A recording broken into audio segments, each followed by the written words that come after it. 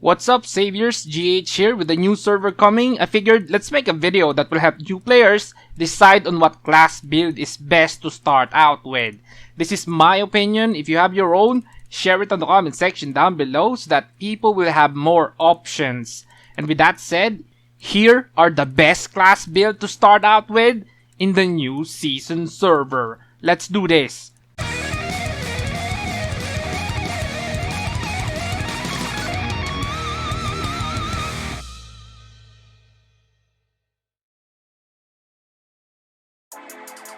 I'll be recommending two builds. We're gonna start with Clerics.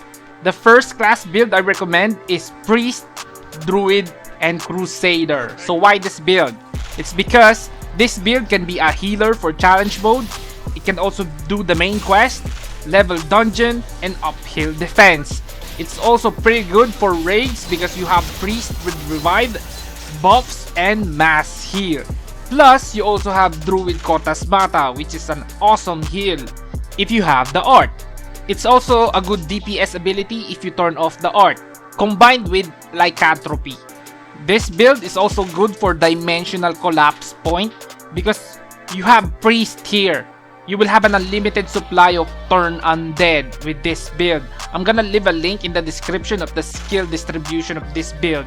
Second Cleric build is Inquisitor, Druid, and Zealot. This is a pure DPS build this time. In my opinion, this is the best burst damaging build in the Cleric class 3. I do not have a build video about this one, but you can watch my Inquisitor Monk Zealot build video. It's basically the same. The video is in the description. Go check it out. The next class is for the Swordsman class 3.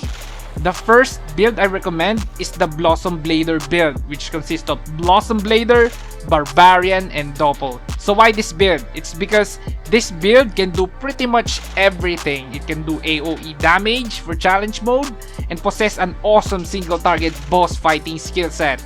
It also excels in burst damaging a boss, assuming you have a crit rate build already up. And this build is currently the favorite of the developers, so expect more additional damage in the coming updates. Second Swordsman build is Dragoon, Lancer, and Cataprak. This build is another pretty awesome Swordsman build. This one excels mostly in boss fighting, but with the addition of Cataprak, it fixes the mobbing problem because Cataprak has abilities that adds a variety of area attacks that can also crowd control. If you do not want Cataprak, you can try Hoplite instead. By doing that, you can further increase the boss fighting capability of this build. There's a link in the description of the build video. Now for the Archer class 3. First build is Hunter, Musketeer, and Tiger Hunter. So why this build? It's because this is one of those builds that will crit even with a low crit rate. Boss fighting capability is by far one of the best in the game. Downside is it's absolutely crap for mobbing. Now this build also adds a possibility of plus 1800 loot chance because of Hunter. If you have the cheap bow plus Oracle buffs, you can get about 1600 loot chance. If you add a skill gem, that would be 1800. There's a link in the description of the Hunter, Musketeer, and Tiger Hunter build video and a separate Hunter video. Second build is Matros, Hunter, and Cannoneer. This one is pretty awesome for mobbing, hence it's pretty good for challenge mode. Boss fighting capability on the other hand is decent, and with Hunter on the mix, you get skills that lower a boss enemy's crit resist, damage over time ability using your companion pet, and of course, loot buff. You can watch the two build videos I have about Hunter, so check it out. Fourth class 3 is the Scouts. First build is Outlaw, Sheriff, and Bullet Marker. With Sheriff and Bullet Marker, you will have a lot of abilities with decent mobbing capability and awesome single target damage output. Combine that with Outlaw and your mobbing capability will be stronger. I will leave a link in the description about the Sheriff and Bullet Marker builds and a separate Outlaw video. Second class build is Assassin, Outlaw, and Ardito. Now this build is decent for single target and awesome for mobbing, but compared to the true AoE classes like Pyromancer, it's just okay, just saying. For the other content, it's sufficient. I offered this build because the first one is a pistol type, and Assassin, Outlaw, and Ardito is a dagger type build. There will be a separate Outlaw and Assassin video at the description. Fifth and last class tree is the Wizard class tree. First build is the Pyromancer, Elementalist, and Taoist build. This is the mobbing build of the game. Having this build pretty much makes challenge mode easier.